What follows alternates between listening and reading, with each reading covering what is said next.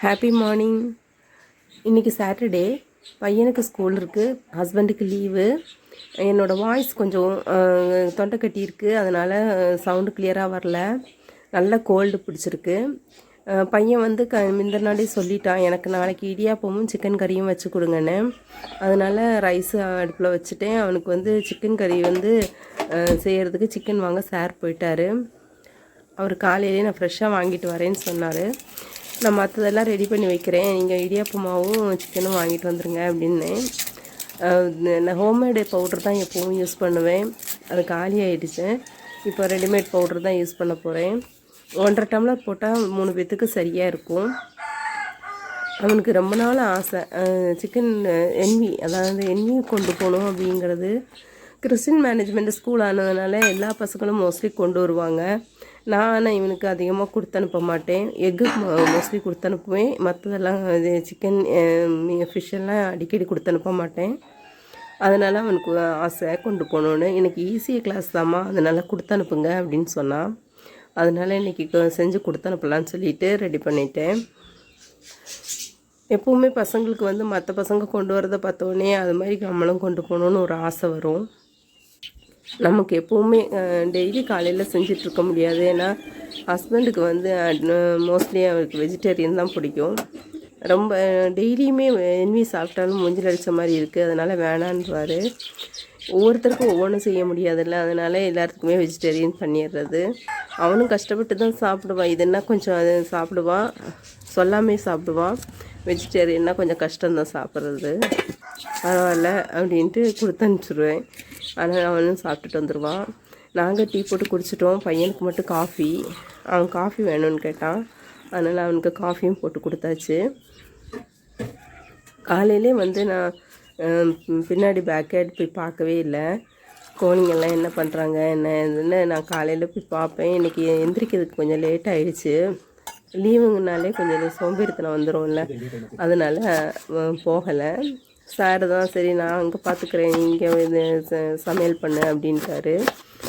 அவங்களெல்லாம் திறந்து விடுறது, வாத்த பின்னாடி இது வெளியே கொண்டு போய் விடுறது, இந்த வேலையெல்லாம் அவர் பார்க்குறாரு. இஞ்சி பூண்டு பேஸ்ட்டு வந்து நான் அரைச்சி வச்சுருவேன். ஆனால் இன்றைக்கி கொஞ்சம் காலி ஆகிடுச்சு, எல்லாமே கொஞ்சம் காலி ஆகிடுச்சு. ஃப்ரிட்ஜு வேறு வந்து க்ளீன் பண்ணணும், அதனால் எல்லாமே காலி பண்ணியிருக்கேன்னா அதனால் இந்த டைமில் போய் அதெல்லாம் ஸ்டோர் பண்ணால் சரியாகாது அப்படின்ட்டு நான் வந்து அரைச்சி வைக்கல. இது நாட்டு மிளகாவும் தக்காளி வெங்காயம்லாம் போட்டு தான் செஞ்சேன்.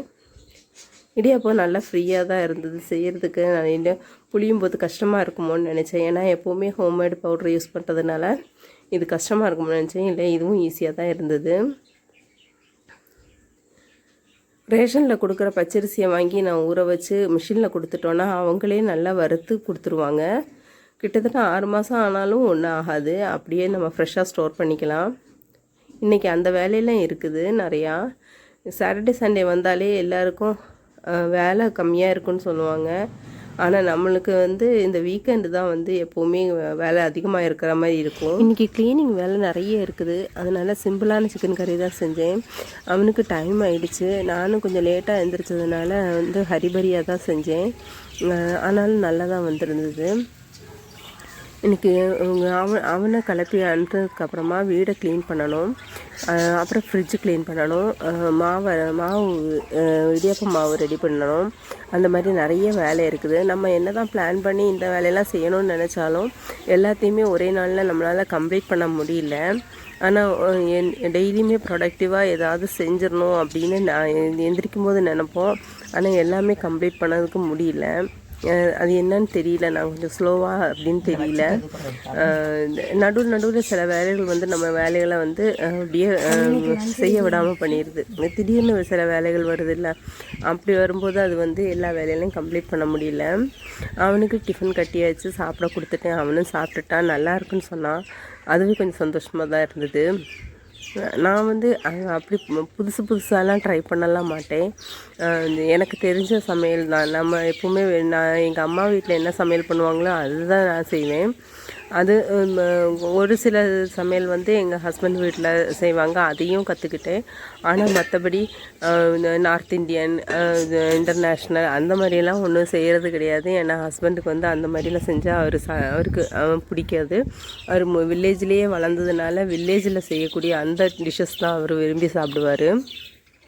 அப்புறம் மிச்சம் இருந்த சிக்கன் எல்லாமே நான் வந்து ஃப்ரை பண்ணுறதுக்காக தடவி வச்சுட்டேன். அதை மேரினேட் பண்ணி வச்சுட்டோன்னா வந்து நல்லா சாஃப்ட் ஆயிரும். அப்போ தான் இந்த லெக் பீஸ் எல்லாம் வந்து ஃப்ரை பண்ணும்போது உள்ளே வந்து அந்த பிளட் இது தெரியாமல் இருக்கும். அது அது இருக்கிற மாதிரி இருந்தேன்னா அது சாப்பிட பிடிக்காது. பையனுக்கு சரி, நம்மளுக்குமே சரி.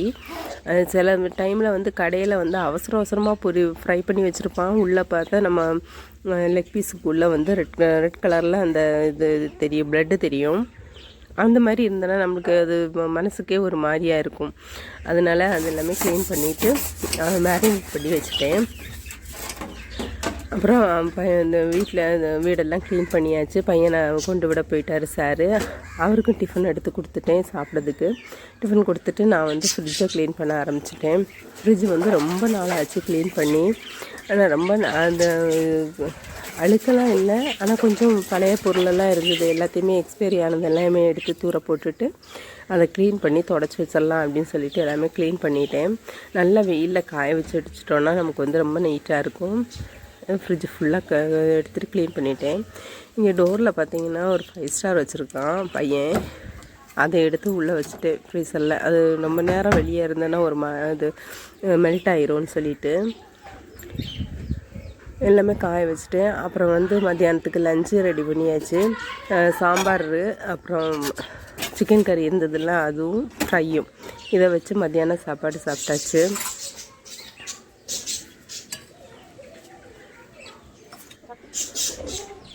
அப்புறம் ஃப்ரிட்ஜ் எல்லாமே நான் ஆர்கனைஸ் பண்ணலான்னு சொல்லிவிட்டு எல்லாமே ரெடி பண்ணிட்டேன். சாப்பிட்டதுக்கப்புறம் இந்த வேலையை செஞ்சிட்ருந்தேன்.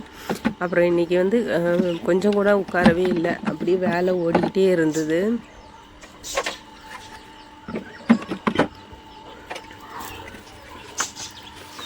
மார்னிங்லேருந்து லஞ்சு முடிகிற வரைக்கும் இந்த வேலையை தான் செஞ்சிட்ருந்தேன். மத்தியானம் வரைக்கும் ஆயிடுச்சு இந்த வேலையெல்லாம் முடிக்கிறதுக்கு. 2 o'clock இந்த வேலை முடிஞ்சுது. இனி அடுத்தது வேலையெல்லாம் ஆரம்பிக்கணும். ஓகே ஃப்ரெண்ட்ஸ், இந்த வீடியோ இதோட முடிச்சுக்கிறேன். இன்னொரு வீடியோவில் சொல்லிக்கிறேன். அது வரைக்கும் till then take care, bye bye, see you in the next video.